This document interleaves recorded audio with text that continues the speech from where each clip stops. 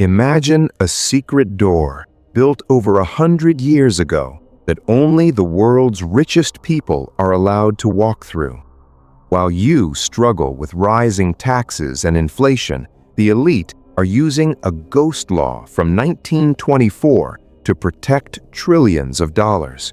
This isn't just a tax break, it is the single greatest wealth-building machine in human history. To understand how they do it, we have to travel back to a smoky room in Washington, D.C., exactly 1 century ago. It was the era of the Great Gatsby, the Roaring Twenties, and a time when the government was desperate to fund a growing empire. The United States was shifting from an agrarian economy to an industrial superpower. J.P. Morgan, Andrew Carnegie, and John Rockefeller had built colossal fortunes, but they were about to face their final enemy, death. But in 1924, a small, overlooked clause was written into the tax code, a loophole so powerful it was designed to be forgotten. They called it the Generation Skipping Trust, but for the billionaires, it was a forever shield. The premise was seductive in its simplicity. When a father transfers wealth to his son, the estate tax would claim its share. But if he transfers it to a trust for the son, and then to the grandson, the entire middle step is skipped. It was legal, but it was essentially legalized tax evasion for a generation. When this clause was debated in Congress, the focus was on helping small family businesses. They never imagined that it would become the primary tool to build invisible financial dynasties. This single paragraph in 1924 created a loophole that ensures the children of billionaires pay less tax on their inheritances than you pay on a second-hand car. How does this law, designed for a world of steam engines, still dominate the economy in the age of Silicon Valley? The answer lies in a strategy that is as brutal as it is brilliant. A 3-step dance the rich call buy, borrow, die. Step 1, they buy an appreciating asset and they never sell it. If Jeff Bezos or Mark Zuckerberg sell their stock, they pay capital gains tax, but if they just hold it, they pay nothing, no matter how high it goes. For the average person, this is where the story ends, but for the elite, this is just the beginning. Step 2 is where the magic happens. They borrow.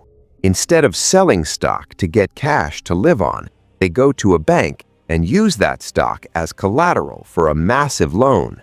A regular loan might have high interest, but when you have billions in collateral, banks offer rates so low they are practically free.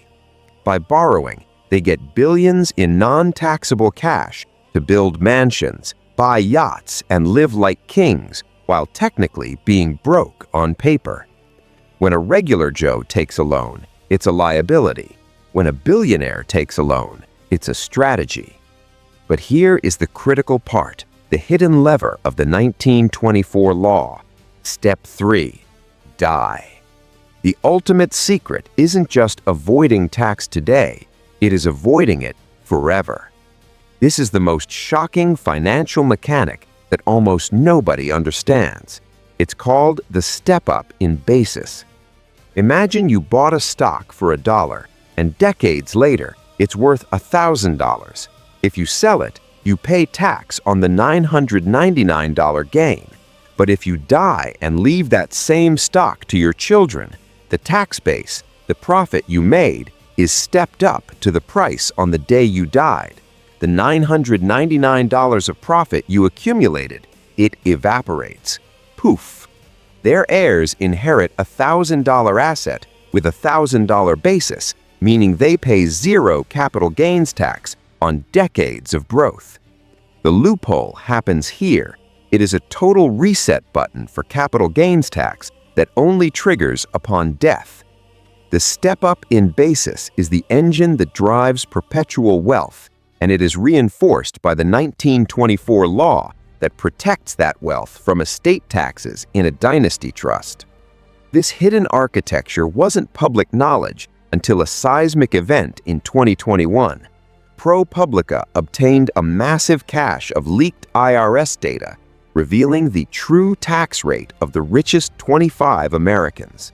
The findings were catastrophic to the public trust. Warren Buffett's true tax rate was an almost invisible 0.1%. Bezos had years where he paid nothing in income tax. No income tax. Zero. They weren't breaking the law. They were simply playing by a redacted rulebook written decades before they were born. ProPublica exposed that the current tax system is not set up to tax wealth, only income. Income is a slow burn that hits you every week, but wealth is a quiet, unstoppable tidal wave that is almost never touched. If you don't sell your stock, you have no income. If you borrow against it, that's not income. If you die and leave it to a trust, it escapes both taxes.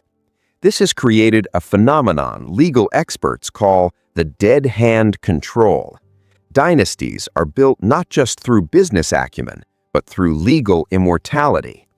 When J.P. Morgan set up a trust in 1924, his intent wasn't equality. It was to ensure his bloodline controlled the outcome forever. The trust he built doesn't die. It has perpetual existence. His great-great-grandchildren are not making investment decisions, but their lawyers are, following Morgan's logic from a century ago.